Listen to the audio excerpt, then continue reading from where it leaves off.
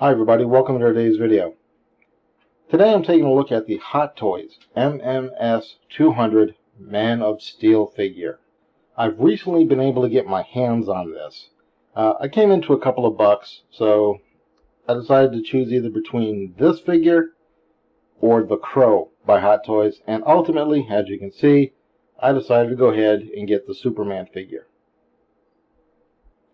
And of course, before we take a look at the figure, let's take a look at the box. And of course, here's the Superman logo. Has a little bit of texture to it. Really nice texture, just like on his costume. So Superman 1/6 scale collectible figure, MMS 200. And the box is secured by a magnet, which allows it to open like kind of like a bank vault. And of course, everything's still in here except for the figure. And I will get to his accessories in just a moment. Oh, as customary with all Hot Toys figures, the cast and crew responsible for producing it. If you notice, the head sculptor is Yuli. She is like 99% spot on with all of her head sculptures. She is just an incredibly gifted artist. And we'll scroll down and just take a quick look at all the other people involved. And that's the cast and crew. So let's go ahead and take a look at the accessories. Okay, and here's the display stand. Very nicely done. As you can see, it has the House of L, or Superman logo, whatever you want to call it. And this thing's pretty huge. Here's my hand.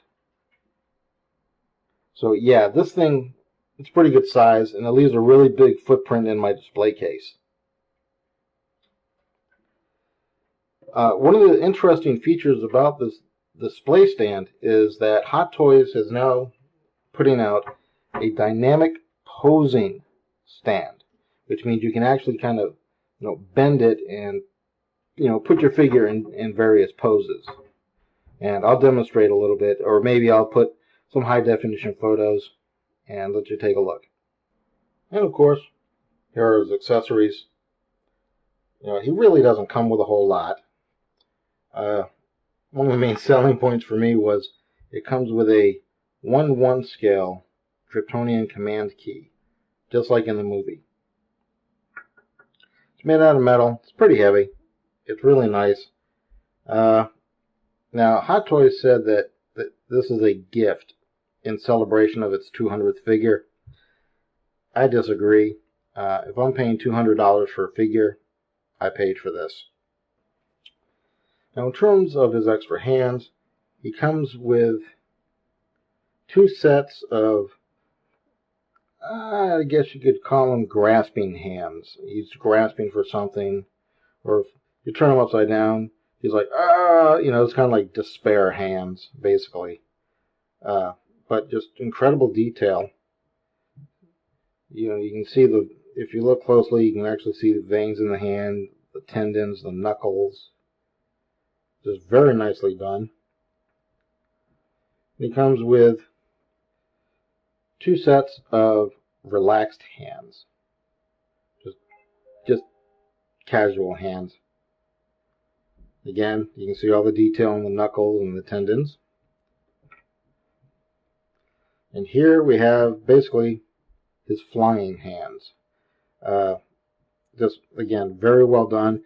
They're a little pliable. You can kind of bend them a little bit, but they're not posable. They're just simply flat hands.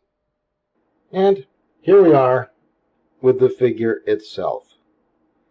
This figure is extremely articulated.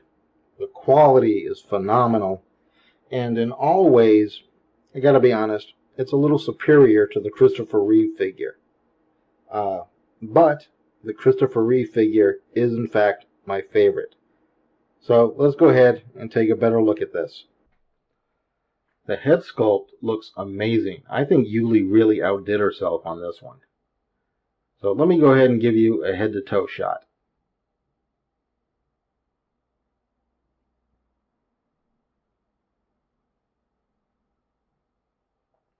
Just really great detail. was put into this costume. I really like it. I think it's great.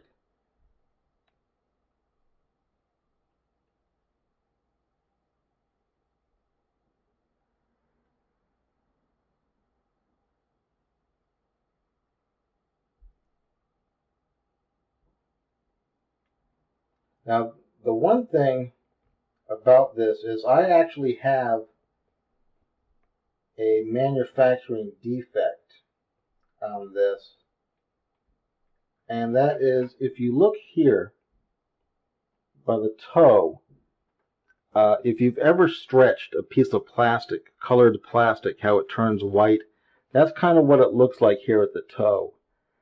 It's not that noticeable, and it's something I can live with, but I think quality control kind of fell asleep at the wheel on this one. One of the great features about this particular figure is the cape. The cape looks absolutely amazing. Unlike the Christopher Reeve figure, this cape is allowed to fall freely. There's no wire in it to pose it. It's really great. I mean, you can see all the folds in it. It really looks amazing. It's just a phenomenal quality on this cape. I really like it.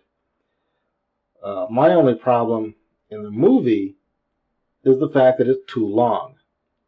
Because if you remember when Superman was walking on board General Zod's shuttle when he was in the desert, you could kind of see the dirt on the bottom of the cape where he was dragging it. So maybe it should be just a little shorter. Of course, here you can see his wrist armor, which I really never saw a point to because Superman's invulnerable. But it looks good. And of course, his simulated belt. You know, wearing a belt on a costume that doesn't have any shorts doesn't make any sense. Kind of like when people were wearing belts with their aerobic outfits back in the 80s. But again, it looks good. And of course here you can see the little design along his costume.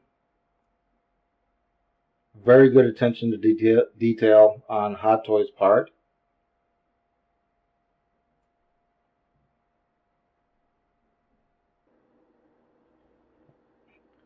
And here's his back. Great detail in the costume.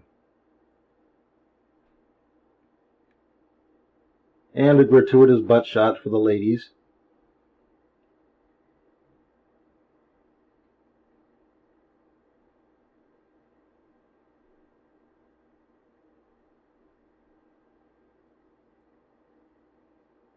And if you look, you can really see the intricate detail in the costume. This was really just extremely well done on Hot Toys' part. They really put a lot of effort into this costume. Now, in terms of articulation, he's really not a whole lot different than any of the Hot Toys figures. You know, he moves arms. He really can't turn that much at the waist. He's got ab crunch. One of my biggest problems with its articulation is if you look at the legs. Now, the human leg, when it bends, that's pretty much it. That's all you really get.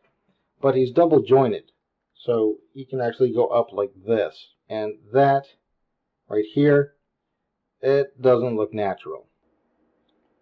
Now, one of the things that they did in comparison to the Christopher Reeve figure is they actually added some ankle articulation. You can actually bend the feet down a little bit when he's in a flying pose so that he's not flying flat-footed. Okay, well, here are the two Superman figures side by side. One of the big complaints I've been seeing with a lot of other reviewers is that Christopher Reeve was 6'4", Henry Cavill is about 6'1". So technically, if scale was correct, Christopher Reeve would be taller. I think that I mean, granted, 1/6 scale should be accurate. 1/6 scale is 1/6 scale. But I think what they did was the Jor-El figure from Man of Steel is about the same height. So I think they were more worried about having the Man of Steel series in scale with each other. I don't think they were really worried about, having this figure properly scaled with other Hot Toys figures. And there you have it. The 1/6 scale MMS 200 Man of Steel from Hot Toys.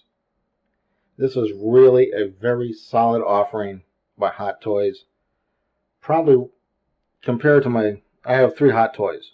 Christopher Reeve Superman and Predator 2 as well. This is my 3rd one, and I am sold on the quality of Hot Toys. I really am. These things are absolutely phenomenal. I got this from Sideshow Collectibles. Recommend you pick it up. It's just a phenomenal figure, and you will not have any regrets about adding this to your collection. Now, I have the Christopher Reeve figure, I have the Henry Cavill figure, but it would be nice if Hot Toys got the license and came up with a George Reeves Superman figure. That would be just incredibly awesome.